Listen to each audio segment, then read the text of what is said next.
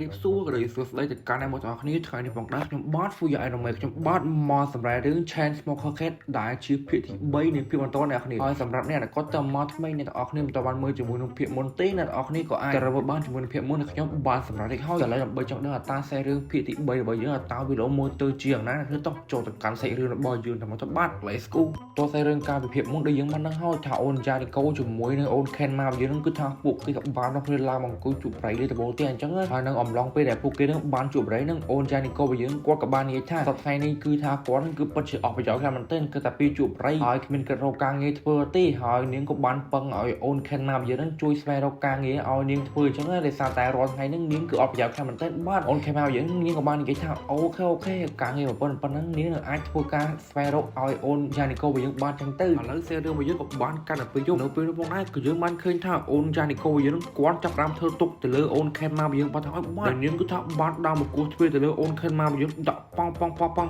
គូយើមកទៅអ្នកនេះចាប់ផ្ដើមធ្វើទុកហើយគេថាតែនាងគឺថាអស់បរិយជួនអញ្ចឹងនាងក៏បានទៅគោះទ្វារហ្នឹងបានស្រែកប្រាប់ថាឲ្យអូន Ken មកឆាប់បើកទ្វារមកឲ្យនាងចេញធ្វើការដើររកការងារឲ្យនាងធ្វើឥឡូវនេះថាតែនាងគឺថាអស់លុយទិញបរិយជក់ហើយចាប់ផ្ដើមធ្វើទុកហើយអ្នកនេះដល់ពេលដែលអូន Ken មកយើងនេះក៏បានបើកទ្វារមកនាងក៏បាននិយាយប្រាប់ទៅកាន់អូនចានីកូយើងថានៅពេលនេះមិនមែនពេលថ្ងៃណាពេលយប់ឯងមកគេដេកគេពួនមកគោះទ្វារគួរអីណាជឿមកឥឡូវសេរឿងរបស់យើងក៏បានកាន់ទៅពេលព្រឹកស្របពេលដែរយើងបានឃើញថាគឺមានតួអង្គថ្មីម្នាក់ដែលនាងគឺមានឈ្មោះថា Hu An He Ji V Kawa ចង់និយាយថាខ្ញុំអានឈ្មោះនេះអត់ដឹងថាអានត្រូវទេអ្នកគ្នាឈ្មោះជប៉ុនបើអានថាមិនទេខ្ញុំអត់ចេះជប៉ុនទេចេះតែនិយាយអាមីកាដេសៃ Oh yeah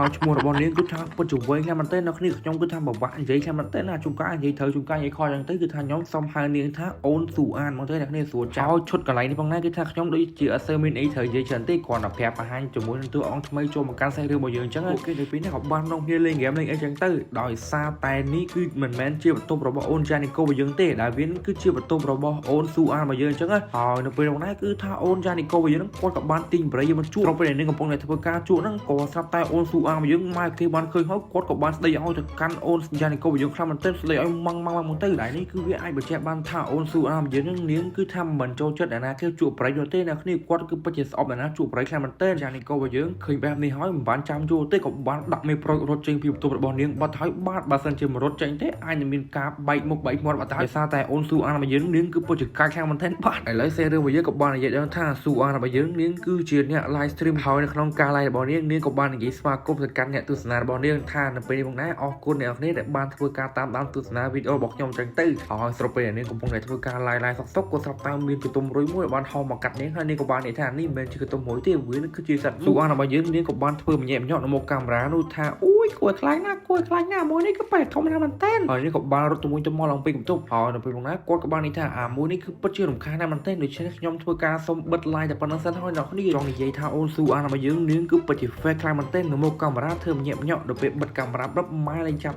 ់កន្ទុំមួយនេះយកមកស៊ីមកទៅម៉ែដល់គាត់ឥឡូវសេរឿងរបស់យើងក៏បានកាត់មកខាងអូនយ៉ានីកូជាមួយនឹងមិត្តភក្តិរបស់គេប្រហែលអ្នកថ្មីហ្នឹងក៏បាននិយាយគ្នាជុំគ្នាផឹកកាហ្វេជាមួយនឹងបរិយនឹងខំបោគ្នាទៀតហើយអ្នកគ្នាហើយយ៉ានីកូរបស់យើងគាត់ក៏បាននិយាយថាកាហ្វេជាមួយនឹងបរិយហ្នឹងគឺថាដាក់ទៅក៏ពិតជាចូលជីកគ្នាខ្លាំងមែនតើដែលវាគឺមានក្តីខ្លាំងមែនតើបាទមិនចាំបាច់ធ្វើការញ៉ាំបាយទេញ៉ាំតែកាហ្វេមួយបរិយហ្នឹងធ្វើឲ្យគេមានអារម្មណ៍ល្អអញ្ចឹងទូអានរបស់យើងនេះក៏បាននិយាយទៅកាន់យ៉ានីកូជាមួយនឹងខេតមករបស់យើងថាឲ្យនាងនឹងឈប់ជួបបរិយជាមួយនឹងផឹកស្រាទៅដោយសារតែពួកអាពីរទាំងអស់ហ្នឹងចូលគ្នាអត់មានល្អទេប៉ះពាល់សុខភាពខ្លាំងមែនទែនឲ្យពួកគេនឹងកលេចមកញ៉ាំទៅដល់គោជាមួយនឹងអាហារសម្រន់នេះឲ្យវាមានសុខភាពល្អដូចជានាងអញ្ចឹងដោយសារតែថ្ងៃមិញគឺមាន fan របស់នាងទៅសារនាងថាពិតជាស្អាតហើយមែនទែនហើយបន្ថែមទៅនោះពួកគេក៏បានបាញ់លុយ donate ដូអីឲ្យនាងទៀតធ្វើឲ្យនាងគឺពិតជាមានអារម្មណ៍ថាសប្បាយរីករាយណាស់មែនទែនហើយនៅក្នុងអំឡុងពេលដែលពួកគេក៏បាននិយាយគ្នាលេងហ្នឹងថាដឹងថាពួកគេនិយាយគ្នាប៉ះពាល់ពីសម្ដីអីទេក៏ស្រាប់តែធ្វើឲ្យអូន Ken មកជាមួយនឹងអូនយ៉ានីកូយើងអត់ដឹងពួកគេបែកកណិតមិនទេបានបោកកម្លាំងគ្នាធ្វើបាបទៅលើអូនស៊ូអារបស់យើងម៉ែសាហាវមែនទែនអាមួយចាប់ដៃអាមួយចាប់ជើងមករបស់យើងនាងគឺថាជន់ទៅលើអូនស៊ូអារបស់យើងម៉ែអាជន់មិនធម្មតាជន់ឲ្យញីទៀតក៏បានធ្វើឲ្យអូនស៊ូអារបស់យើងម៉ែគេក៏ពិតជាមានអារម្មណ៍ថាឈឺណាស់មែនទែនណាក៏ជន់ឲ្យញីម៉ែនាងស្រ័យឡើងពេញបន្ទប់បាត់ទៅហើយដល់ពីពួកគេទៅវិញក៏បានធ្វើបាបទៅលើស៊ូអារបស់យើងហើយលីងបានមកក៏ស្រាប់តែឃើញអាទឹកទៀតបែកខ្ចាយឡើងពេញបន្ទប់ដែលវាមើលទៅគឺថាពិតជាអាឡែខ្លាំងមែនទែនណាគ្នាដូចជាមិនតំណងតែខ្ញុំគិតប្រហែលជាអូន Ken មករបស់យើងនាងដើរជន់ជាមួយអាទឹកដោះគោដែលអូនស្រីហ៊ូអារបស់យើងនាងបានផឹកមិញទៀតឡើងពេញបន្ទប់បាត់ហើយបាទដែលវាមើលទៅគឺពិតជាអាឡែខ្លាំងមែនទែនស៊ូអារបស់យើងនាងក៏បានមានអារម្មណ៍ថាខឹងតែមែនទែនដោយសារតែអាទឹកដោះគោនាងបានផឹកមិញហ្នឹងមិនទាន់ផឹកអត់ទេក៏បានធ្វើឲ្យកំពុបហើយប្រឡាក់ខោនាងឡើងពេញបាត់ហើយបាទហើយនាងក៏បានស្ទុះហក់ឡើងទៅលើករបស់អូន Ken មករបស់យើងជីកករបស់នាងនឹងមកឲ្យនាងលិត ជាមួយណាតែដល់គោបានប្រាក់ខោមកនាងខ្ទេចបាត់តែឲ្យបាត់ហើយយើងតែមើលយ៉ាងនេះគោយើងវិញនាងគឺថាមិនខ្វល់ទេក៏បានឈើមើលពួកគេឆ្លោះគ្នាក៏បានទាញជាមួយណាបរិយនោះយកមកជក់ធ្វើការស្មោកប្រើមើលពួកគេនឹងឆ្លោះគ្នាប្រើអញ្ចឹងទៅដែលនាងគឺថាប៉ັດជាហួសចិត្តខ្លាំងមែនទែនបាទ